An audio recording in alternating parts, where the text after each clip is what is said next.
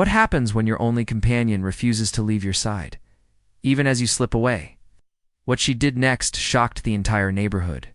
When you got nothing left, you cling to whatever's still breathing next to you, and all I had left was her Lorca. The mutt I dragged off the streets in the same year, everything else in my life went straight to hell. I lay there on my kitchen floor, gasping for breath. It smelled like yesterday's chicken, the one I never got to finish. A stroke. A heart attack? Who knows? I wasn't exactly counting on doctors and my insurance. It's about as useful as a screen door on a submarine. But you know what's strange? Fear wasn't the first thing I felt. It was bitterness. Thick, sticky bitterness. Bitterness. Toward that pencil-pushing boss who'd fired me last week for excessive absenteeism. Toward my son. He'd stopped calling since he married that Marta, woman only reaching out on Christmas out of obligation. Toward my ex-wife, smiling on Facebook next to another man's kids like I never existed, and there I was, lying there. Like a discarded shopping bag by the curb, while my heart banged louder with every second. My chest tightened. My fingers went numb. But Lorca, she sat right there, unmoving. Not a whimper. Not even a flinch. She just placed her heavy, warm head on my chest. Didn't budge an inch. I could hear the neighbors arguing outside again over the damn parking spot, heard the ticking of that ancient kitchen clock, a wedding gift back when. Weddings still meant something. Funny, isn't it? The marriage died, but the clock kept ticking. I wanted to scream for help. I tried, but my body wasn't listening. Then Lorca. She stood up and left. Yes, she left. I heard her claws scratching. At the door, then. Nothing, just silence. Then Dash barking. Loud not. The usual bark for cats or squirrels. This bark was different, sharp, piercing, like she was trying to outshout. Death itself. She didn't stop. Barking, howling, scratching like mad. Then Dash scraping metal. Voices. Damn it. What the hell's going on in there? That was old Joe from downstairs. I barely heard his heavy footsteps. Then came his horrified scream. Somebody call an ambulance? He's blue. And you know who sat right next to me? Unblinking, loyal as ever? That's right. Lorca. She didn't let me die alone. She saved me, but that was only the beginning. FOMO ending. What happened next changed everything. You don't want to miss how this unfolds. Trust me. This dog isn't just a hero. She'll shatter everything you thought. You knew about loyalty? She refused to let go. They told me she saved me. But what she did next left even the doctors speechless. And that was only the beginning. They dragged me back from the brink. I didn't even know how. 1 minute, I was a beached whale, hearing barking and neighbors swearing. Next minute, bright. Hospital lights, disinfectant smells, faces as cold and distant as news anchors. Is he even breathing? His pressure's crashing. We need adrenaline, now. I wanted to scream, I hear you, I'm still here. But my body wouldn't move. I was trapped somewhere in between and right there. Lorca, who let the damn dog in here? Nurse's voice cracked, but Lorca wasn't leaving. She sat beside me, resting her paw on my fingers, calm, focused. Get her out. This is a sterile room. But the senior doctor, an old man who'd seen more deaths than birthdays, muttered, "Leave her. For now," he added quietly. "Look, he's still holding her paw." I was.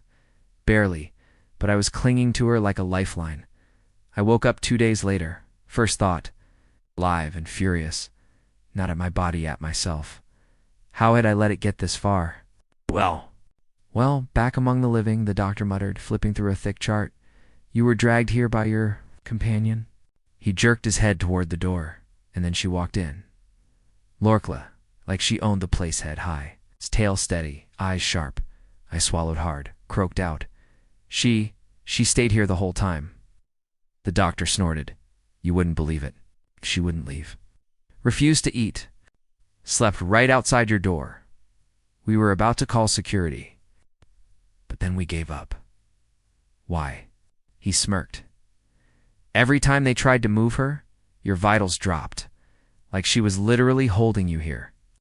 I didn't believe it fairy tales until the nurse, young and timid, showed me the phone video. There I was, Ashen, motionless on the bed. There she was, sitting by my head, her paw on my arm. The heart monitor ticked steady while she sat there. The second she moved away, it flatlined. She didn't just save you, the nurse whispered. She kept you here. That hit harder than the heart attack that night. I cried, not because I felt sorry for myself, but because no one had ever held on to me like that mutt did. Not my wife, not my son, not the so-called friends who vanished the moment I lost my job. Only her. But what I didn't know then, Lorca wasn't doing it for me. She knew something none of us did. She sensed the real. Danger hadn't even begun, and she was ready to fight to the very end. FOMO ending. This was just the beginning of her fight for me. What she did next wasn't about me at all, and trust me, you won't believe what's coming. She fought the ones I feared most, they said. I owed them everything, but they didn't expect the dog to stand between us. What she did next, no one could believe. I was discharged on the 4th day. Not because I was better, because I couldn't afford another day lying under fluorescent lights, the bill they handed me. Enough to make my old boss jealous? The doctor, that same old man, muttered as I left, "You got lucky. Next time your dog might not make it in time." I smirked at him, watching Lorca outside, sitting like she already knew I'd try to joke away death again. "I don't have a next time, Doc," I said flatly. "It's either me or turtle soup on the other side." Home was quiet. Now too quiet. Smelled like mildew and loneliness. The old recliner where I'd once sipped my evening coffee was blanketed in dust. Photos on the wall yellowed like forgotten postcards. The mailbox overflowed bills, parking tickets, and the ugliest of them all, collector notices. I'd forgotten they even existed. I collapsed onto the couch. LORCA immediately curled up by my feet. "Well, girl," I muttered, "I guess we're going bankrupt together." She glanced up at me, her eyes holding more wisdom than every contract I'd ever signed. Then came the knock, first on the door, then on the windows. "Mr. Harper, what? We know you're in there. You think you can ignore us?" I didn't even flinch. Collectors always knew when you crawled back from the grave. "You've got 3 days to pay, or else they didn't finish." Lorcy, she stood, walked to the door, growled deep. Low, a sound that sent a shiver straight through me. I'd never heard her like that. Get rid of the mutt. Someone barked from outside. Or what? I croaked, getting up. LORCA didn't back down.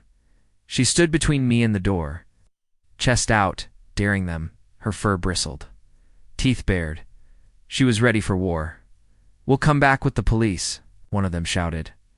"Go ahead," I chuckled. "But tell them to bring body armor for the dog." Their footsteps faded. I sank back into the couch. "You really think that's going to work, Lorca?" She nudged my hand with her nose like she was saying, "I'm here. I won't let them take you." But what truly shook me, that night she changed. She didn't sleep. She stood guard at the door, stiff, her eyes burning in the dark like a hunter's. She wasn't just protecting me. She knew those men weren't just after money. They were bringing something worse. And I remembered what the doctor had said. She didn't hold on to you for you. I lay in the dark, listening to her breath. Then a rock shattered my window. I jolted upright. Lorca roared. A guttural, bone-shaking roar. And right then I knew I didn't need anyone else. Just her, but the worst was still coming. FOMO ending. This wasn't about money anymore. What they wanted from me. It was something much darker, and she was the only one standing between me and them. They came back for what wasn't even mine. But what my dog revealed that night changed everything I thought I knew about my family night. The kind of night you remember for the rest of your life, like its cold still lingers under your skin, the rock in the window. Just the opening act. LORCA didn't stop, barking her voice feral. violent, like she wanted to tear apart the very air itself. But I didn't understand. I thought they were just collectors, scum back to pick my bones clean. But the moment I approached the door, I realized how wrong I'd been. "Open up, Harper," growled a voice on the other side, rough as sandpaper. "This isn't about your debts. You know exactly why we're here." My stomach twisted. "What the hell are you talking about?" Silence. Then the door shook from a hard hit. Then another and another. Lorca snarled, biting at the door handle like she wanted it open so she could tear someone apart. Then a woman's voice. "Henry, open up. They came for what you stole." Froze. That voice, I knew it. Margaret, my ex-wife, standing right there on my doorstep. I fumbled with the lock, barely managing to open it, and instantly regretted it. Margaret stood there, her face twisted in rage. Behind her, two men who made those collectors look like altar boys. "You really thought we wouldn't find you?" she sneered, her eyes narrowing. "You thought your mutt could protect you?" Lorca stepped between us, growling deep, unmoving. "What the hell are you even talking about?" I snapped, though my voice trembled. Margaret's smile was venomous. "Oh, please." She pulled out some papers from her bag. A deed. Inheritance documents.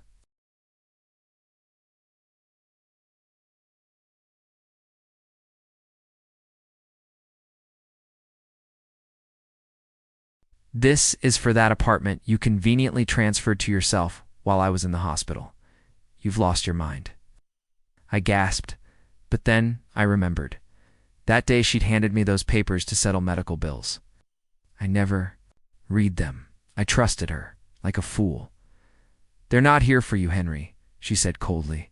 "They're here for the house. If you don't hand it over, you're not walking out of here." Lorca snarled louder, sensing every foul intent. In the room, she leaped at Margaret, tearing at her coat sleeve. "Get this beast off me!" Margaret shrieked, but I didn't move. I was staring at Lorcand. It hit me. She hadn't been protecting me. All this time, she'd been guarding the house. My father's house. The one filled with locked doors and unspoken horrors Lorca had known. She'd stayed because she knew the real danger wasn't debt collectors. It was right here. I took a step forward. "You want the house?" "Margaret," I rasped. "Damn right I do.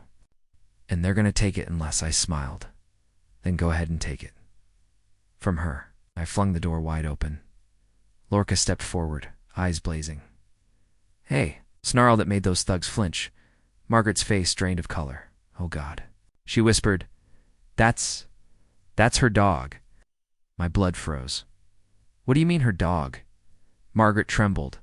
She was supposed to die with your father." "What?" I shouted, but she kept staring at Lorca, terrified. "That's his dog.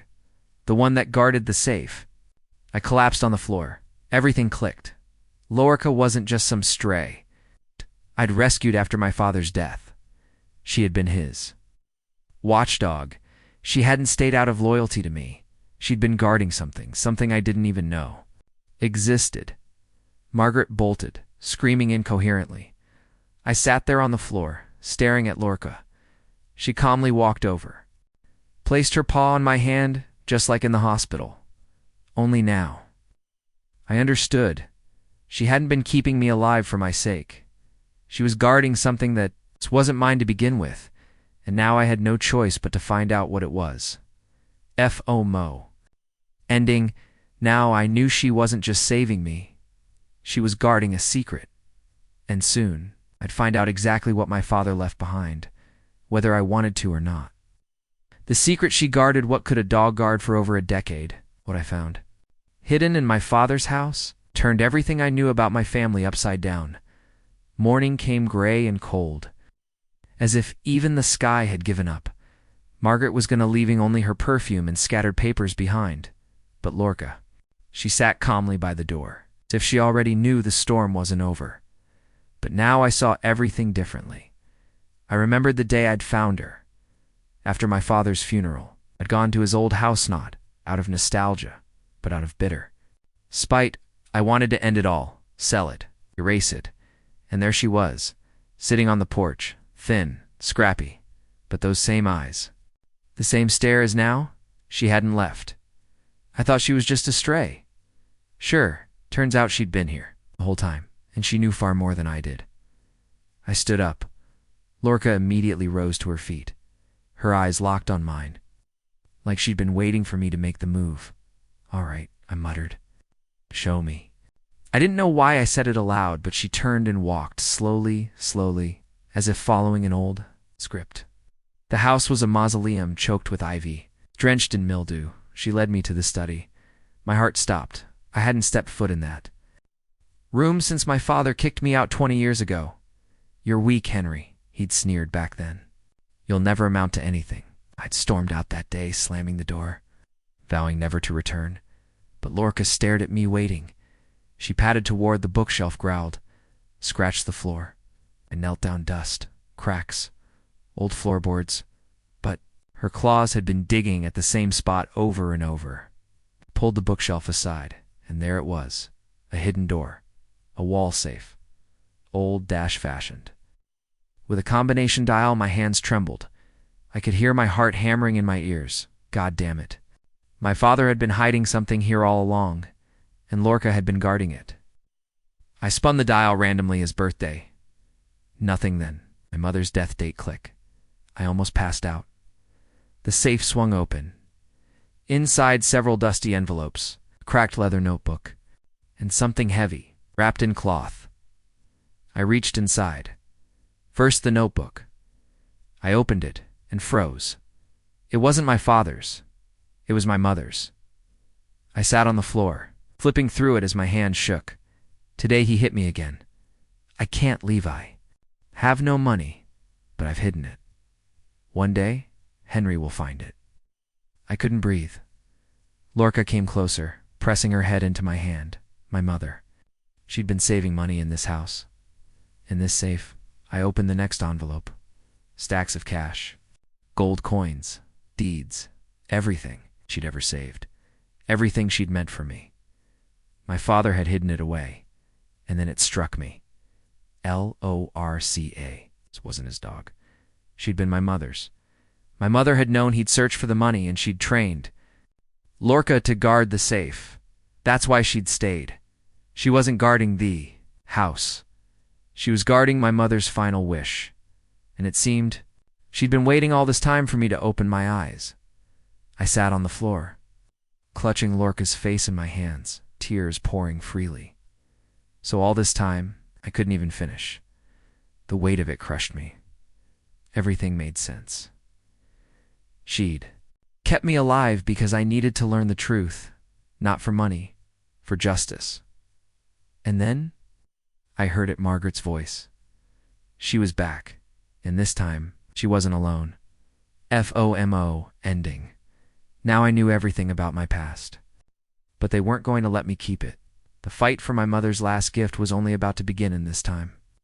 They were ready to take everything. Her last lesson, they came to take everything from me.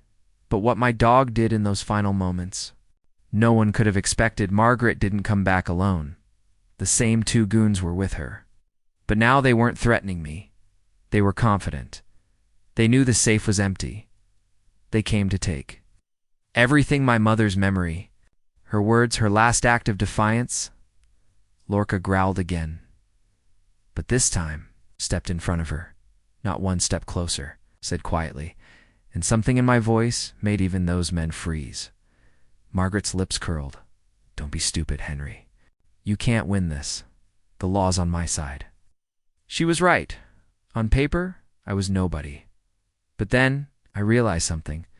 I could fight for the house, the money, everything, and I'd still lose. Or I could end it. I walked straight to the fireplace, grabbed every document hers, mine, the deeds, the cash, and threw them into the fire. They lit instantly. Margaret shrieked, "You're insane!" "This was your last chance," I laughed. My last chance? No, Margaret. Turned to her, my eyes burning. This was my first chance to do what's right. She lunged at me, screaming. But Lorca stepped between us. No growling this time. She simply stood there, uncheckable. Unafraid, I walked out the door, never looking back. The safe was empty, but I walked out holding everything that mattered. Lorca's leash in my hand, and for the first time in my life, I felt free. Margaret's screams faded behind me. I kept walking. Lorca trotted beside me, calm, steady. I'd lost the house, the money, the past, but I'd gained something else. I'd gained a mother who left too soon, but who had left me the only lesson that mattered. Not everything we lose is worth mourning. Weeks later, I moved far away. New town, new life, simple work, delivering mail. Lorca stayed by my side. She grew old with me, but her eyes never changed. Dad every morning. I looked at her and remembered. She didn't just save my life. She gave me my soul back and taught me what truly matters is what we carry inside. Emotional ending. Some debts aren't meant to be paid. Some secrets aren't meant to be kept. And some guardians never really leave us.